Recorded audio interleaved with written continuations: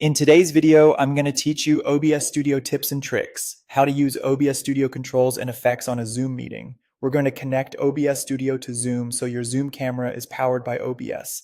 That means you can control layouts, switch scenes, and add effects, all while you're in a live meeting. Start by opening OBS Studio. If you're new to OBS, think of it this way. Scenes are your prepared layouts, and sources are the building blocks inside each scene, like your camera, a screen capture, images, or text.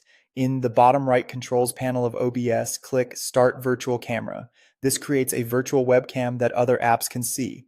Once it's running, move over to Zoom, open Zoom settings, then go to the video section. In the camera drop-down, choose OBS Virtual Camera. You should immediately see your OBS output appear in the Zoom preview. If Zoom doesn't list the OBS camera right away, it usually helps to close and reopen Zoom or ensure OBS is already running the virtual camera. If your image looks backward to you, uncheck Mirror My Video in Zoom's video settings. Keep in mind that mirroring only affects what you see. It's a personal preview preference. If you're showing text or slides, turning mirroring off makes it easier to align elements correctly. From this point on, whatever you do in OBS will show up in Zoom. Change to a different scene in OBS and the Zoom view updates instantly.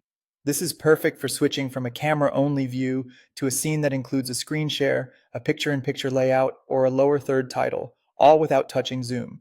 To enhance your visuals, right-click any source in OBS and select Filters. In the Filters window, you can add effects like chroma key for green screen backgrounds, color correction to adjust exposure and white balance, or crop pad to tighten your framing. Subtle adjustments go a long way. Dial in color temperature to match your room lighting and use a small crop to remove unused edges from screen captures. Finally, set up transitions in OBS to make scene changes look polished.